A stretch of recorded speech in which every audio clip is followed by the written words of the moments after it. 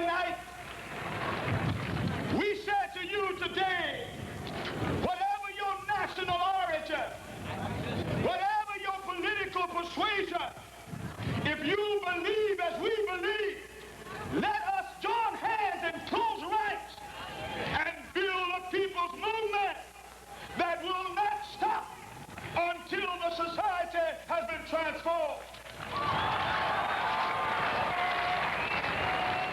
And I'm going to use as our subject the search for an acceptable Christ.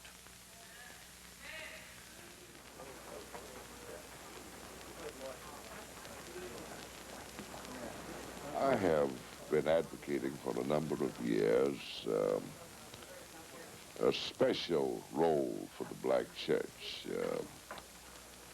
I think that every church in the black community ought to be a kind of reservation headquarters, a citadel to which people repair not only for inspiration but for substantive discussion of ideas that have to do with black survival. And because of the pain predicament which characterizes black America, the black church should be out front in terms of bringing healing to our hurt and a sense of worth and of wholeness to the masses of black people. We cannot depend on the instruments of change in the larger society. Our healing must stem from our own activity. Now, the black church is the most logical place for this kind of activity for several reasons. In the first place, it's the only institution in the black community that has historic continuity. The black church has been here, is here, and will be here. The black church is the freest institution in black America.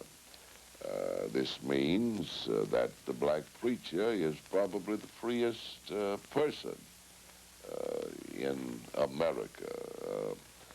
And what is freedom? Freedom is the strength to say no to a lie and to veto a sinful situation.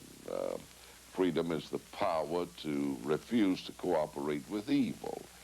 Now, not only is the black church the freest institution, but it's the only institution that understands the positive correlation between history and hope. I once sat at dinner in Accra, Ghana, with a professor at the University of Ghana named Kofi Opoku, and we were talking about the black condition the world around, and I asked him, Kofi, what happens when you destroy people's sense of history? He replied by saying, you ineluctably destroy their sense of hope. He was really saying that history and hope are on the same continuum. Of course, Moses taught us that in a very graphic manner on the night before Emancipation Day in ancient Egypt. Moses took a crew of grave diggers out to a burial ground. Oh, that ain't no nammy-pammy Jesus. That's strength there. That's somebody that's strong. It takes courage to stand up against the powers of any society. You show me somebody who is willing to attack the power of any society, and I'll show you somebody who's got an awful lot of courage. You may not always agree with what a person does, but when anybody puts his life on the line and said, all right, I'll take on the powers of this society, you can rest assured that that is a courageous person. That's not a passive, docile, wishy-whammy, mammy-pammy somebody. No, and I don't even see him saying, turn the other cheek. No, he has another message for these exploiters. And he's very clear in his behavior. Now, I'm not saying, of course, that Jesus willy-nilly attacks everything.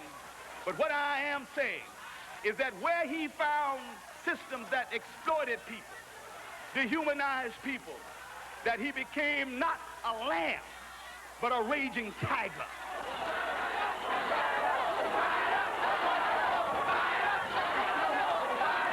We have carried our struggle for justice, Commissioner McGuire. We have carried our struggle for justice to the Justice Department through Days and Griffin Bell. We have carried our struggle for justice to the President of the United States. I must weigh the last time I was on the scales about a 135, and that's with everything soaking wet. So he was smaller than I am, and yet up in the Bronx, 180th Street and Andrews Avenue, the policeman said first that he rammed his car into a wall. That was the first official explanation for this man's death. And then when witnesses began to come forward and say, no, there was no crash, but that the policeman went into the car, that this man had locked the car, and they went into the car. They took sticks and crowbars, and they went into the car, and they pulled him out and commenced beating on him. Then, you know, they began to say, well, he had a knife. The reason we attacked him, he had a knife, which is the usual story. All of us have knives, which is a lie, because if everybody carried a knife that they claimed carried a knife, we wouldn't be in the predicament we're in, because some of us would finally get wise and begin to use them on who we ought to use them on. So the problem is, we haven't been carrying enough knives. But in any event, they said that he had a knife, and that was the reason then that they began to attack him, began to beat him.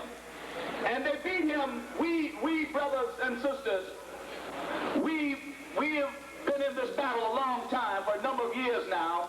We have watched the policeman kill 11-year-old Clifford Glover in Jamaica. We watched them kill 10-year-old Ricky Bolden in Staten Island, 15-year-old Randolph Evans in Brooklyn.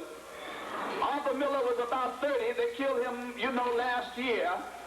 We have watched these killings, and we have watched how the police kill, and then what they do is make up stories, and nothing ever happens.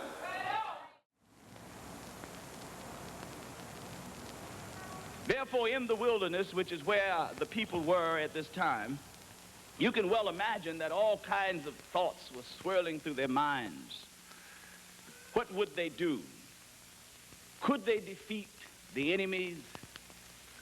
Word had reached them that the enemies were giants. And what about the swirling waters before them? The waters of Jordan. Would they be able to cross them? And then what about the walls? News had reached them that the walls indeed kissed the sky. Would they be able to scale them? And how would they eat? Would they be able to live off the land? And how would they fight?